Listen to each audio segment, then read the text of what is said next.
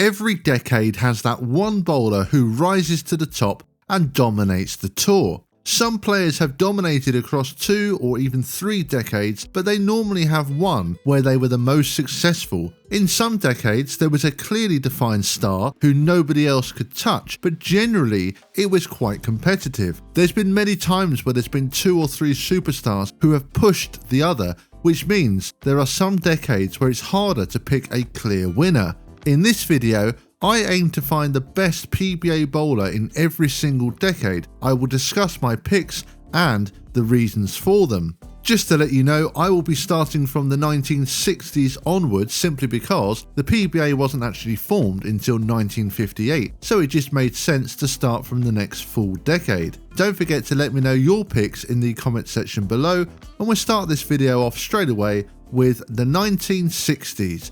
Dick Weber. Dick Weber winning the toss, starting this match, shakes him up, a strike in the first frame, and that's well aware of that, but he still couldn't compensate for it. 7-pin strikes over the 3 games. In the first game, he never had a double. 5-7, and the 7 remains. Hustle. Dick Weber, bowling's first ever star. The 60s really was about one bowler, and that was Dick Weber. He was probably the most popular bowler during that period and really dominated the tour, although there was one other player who kept up with him in terms of titles, and that was Billy Hardwick. Weber won 17 titles in the 60s and Hardwick won 16, so it was close, but ultimately I think Weber just left more of an impact on the game and has the edge here. There were a lot of other big names though who won a lot of titles in the 60s, such as Don Johnson, Bill Allen, Dave Davis, Don Carter, Carmen Salvino, but Weber stands above them all for this decade, in my opinion. The 1970s. Earl Anthony.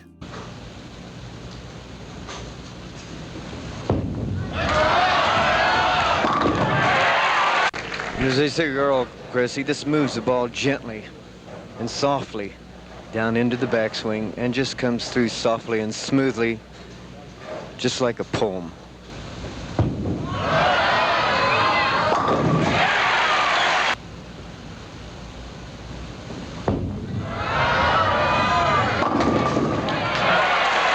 A double for...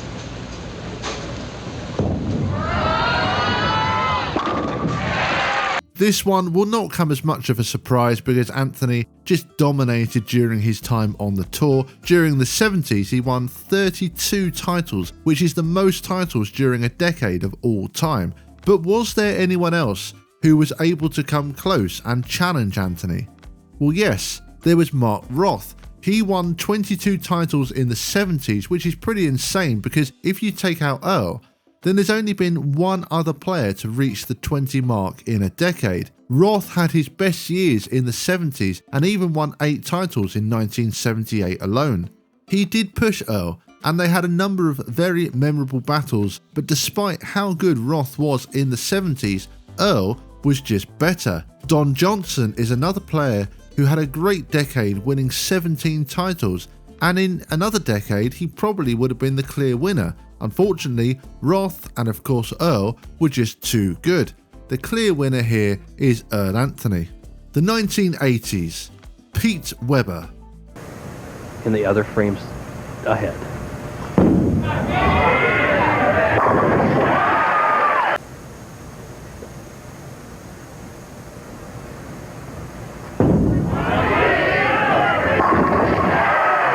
Trails by 1 can take the lead. 5th frame.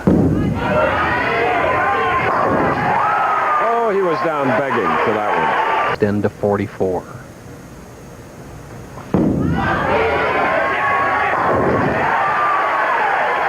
The 80s is a tricky decade to pick from, and this pick is one that some may disagree with. The player with the most titles in the 80s was actually Mike Albee with 17. You then had Wayne Webb with 14, and then Steve Cook and Pete Weber with 13 each. Now, Albee was incredible, winning 3 majors and 6 titles in one season, but I ultimately went for Webber for the following reasons. Firstly, he did also win 3 majors, but I felt his young age gave him the edge. Webber became the youngest player to reach 10 PBA titles, which he did in 1987 at age 24. It was also his best decade in terms of wins and really set up the rest of his career. It was a really close one, this one, and I thought about Albee, but don't get me wrong, he was absolutely incredible in the 80s, but I just felt Webber had the edge by the tiniest of margins. The 1990s, Walter Ray Williams Jr. Fine. Creeping up there, isn't he? Yeah, it really looks like he's close to being over the hill. Yeah.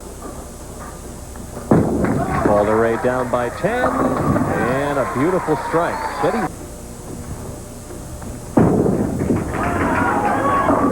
Oh, little dice him up action right there.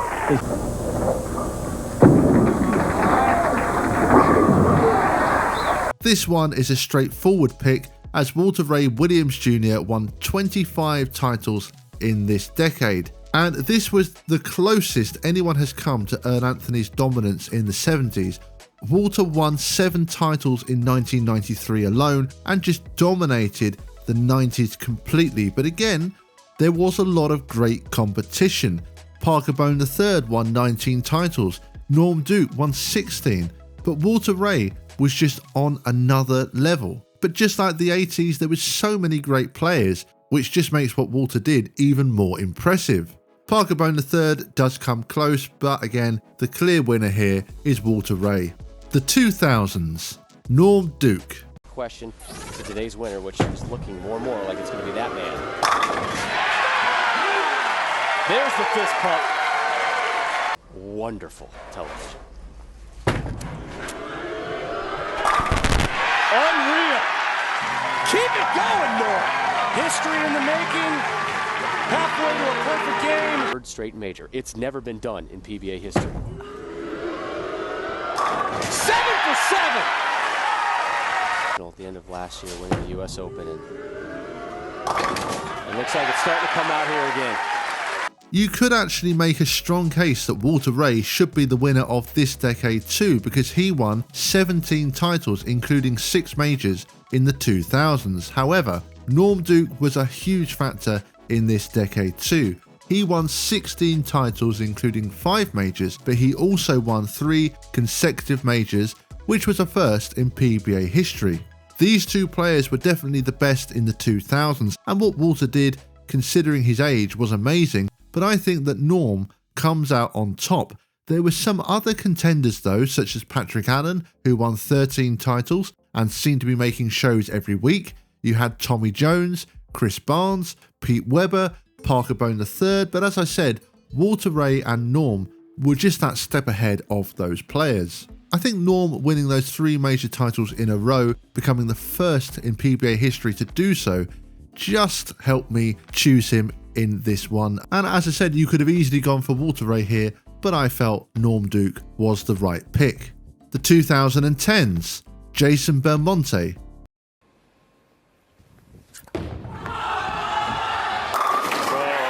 So he's got a pair there.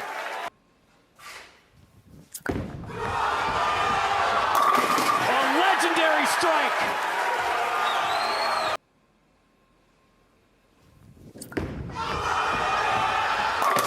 He's the greatest. He's the greatest. Another choice that was straightforward. You just can't choose anyone else but Belmonte. Although EJ Tackett certainly had a great decade himself, winning 13 titles, but get this, he didn't actually win his first title until 2015. He's 9 years younger than Belmonte, and by coming onto the scene mid-decade, he was at a big disadvantage. If he'd been the same age, then perhaps it would have been a different story, because 13 titles in 5 years is very, very impressive indeed. And it just makes me wonder what he could have achieved if he'd had the whole decade from 2010 to 2019. Maybe he would have surpassed Belmonte, we never know. But Belmonte, what he did, really you can't match, because he won 19 titles and 11 majors in the 2010s and established himself as one of the greatest bowlers of all time. The 2020s, well, that is still to be decided. Right now, I'd say the winner is pretty obviously EJ Tackett. Jason Belmonte is definitely in contention because both players have won 10 titles each so far, but Belmonte's case has been hurt by the fact he hasn't won a singles title since 2023. But besides that, Tackett has just been on another level. But there's still 4 more years left to play in this decade, so anything could happen. So right now, I'd say my pick probably is EJ Tackett, but with 4 more seasons left to play, who knows, that could all change. So those were my picks, and as I mentioned earlier, I'd love to hear your list, so let me know in the comment section below. If you have enjoyed what you've seen here today, I would really appreciate it if you would hit that subscribe button below.